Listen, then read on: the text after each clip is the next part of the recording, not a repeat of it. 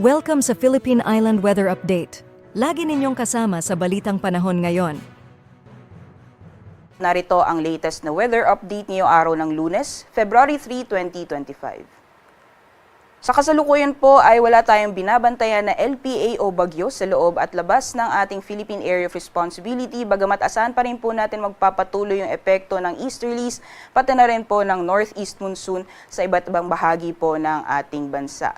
Dulot po na epekto ng amihan na nakaka-apekto currently dito sa may area ng Northern Luzon, maaaring maranasan po yung may hinang mga pagulan o mga pag-ambon dito po sa may eastern sections ng Northern Luzon area. Samantalang sa nalalabing bahagi naman po ng ating bansa ay patuloy ang epekto ng easterlies o yung mainit na hangin na nanggagaling sa karagatang Pasipiko. Kaya asahan po natin sa malaking bahagi ng ating kapuluan ay mararanasan pa rin po yung mainit na panahon, lalong-lalo na pagdating ng tanghali. At kung makikita po natin dito sa ating latest sa satellite animation, may mga kaulapan po tayo namamataan, lalong-lalo na po dito sa may area ng Mindanao. So possible po yung easterlies magdudulot ng mga pag-ulan, especially po sa may eastern sections ng Mindanao area, at mataas po yung tsansa ng makulimlim na panahon sa may Mindanao ngayong araw. At sa nalalabing bahagi naman po ng ating bansa, maaliwalas naman po yung magiging panahon natin except na lamang yung mga posibilidad ng mga panandalian o biglaan na buhos ng ulan. Sa mga susunod na araw, inaasahan po natin na magpapatuloy yung epekto ng northeast monsoon sa may bahagi ng Luzon. Possible na lumakas po yan sa mga susunod na araw. Meanwhile, possible sa darating na Wednesday or sa Miyerkules ay makakaranas po ng mga pag-ulan sa eastern sections ng Visayas at Mindanao, pati na rin po dito sa may Bicol region. So possible maranasan po ngayong Wednesday yung moderate to heavy na mga pag-ulan, kaya doble ingat po sa ating mga kabayan dyan po sa Kabikulan, sa Eastern Visayas, kaya din sa eastern sections ng Mindanao area. So magiging lagay ng po ng panahon ngayong araw, dulot po na epekto ng hanging amihan ay makakaranas po ng mga light to moderate or light na mga pag-ulan sa bahagi po ng Batanes, Cagayan, pati na rin po dito sa Apayao. Samantalang sa nalalabing bahagi ng Northern Luzon, dyan po sa may Ilocos Region, Cordillera Administrative Region, at sa nalalabing bahagi ng Cagayan Valley, magiging maaliwalas man po yung panahon except na lamang yung mga isolated light rains o may hina mga pagulan o mga pag-ambon.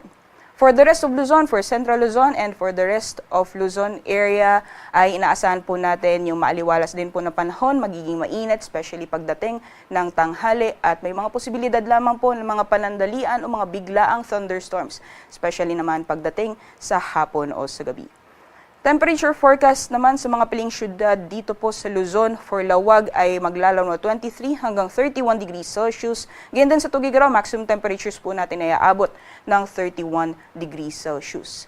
Agwat po ng temperatura sa Baguio ngayong araw, maglalaw na 16 hanggang 23 degrees Celsius, 23 to 33 degrees Celsius naman para dito sa Metro Manila, at 23 to 29 degrees Celsius dito po sa Tagaytay. Para sa Legazpi, agwat po ng temperatura ay maglalaw na 24 hanggang 31 degrees Celsius. So magiging lagay naman po ng panahon sa nalalabing bahagi po ng ating bansa dito po sa Palawan, Visayas, and Mindanao. Malaking bahagi po ng Palawan, Visayas at Mindanao ay makakaranas po ng maaliwalas na panahon except na lamang yung mga biglaan o mga panandaliang buhos ng ulan dulot po ng mga isolated na thunderstorms. Although dito po sa may eastern sections ng Mindanao, particularly sa may Caraga, maaring maranasan po yung mga kalat-kalat mga pagulan, pagkidlat at pagkulog dulot po na epekto ng easterlies, at magiging mataas lamang po yung posibilidad ng mga pag-ulan or makulimlim na panahon rather sa nalalabing bahagi ng Mindanao area ngayong araw. Para naman po sa temperature forecast para sa mga piling syudad sa Palawan, Visayas at Mindanao. Para po sa Puerto Princesa, gayon din sa Kalayaan Islands, maximum temperatures po natin naabot ng 32 degrees Celsius. Gayon din sa Iloilo, pati na rin po sa Tacloban naabot din ng 32 degrees Celsius. For Metro Cebu, agwat ng temperatura maglalaw na 25 hanggang 30 degrees Celsius. For Zamboanga ay 24 to 33 degrees Celsius, 24 to 32 para sa Metro Davao, at 24 to 30 degrees Celsius naman para sa Cagayan de Oro.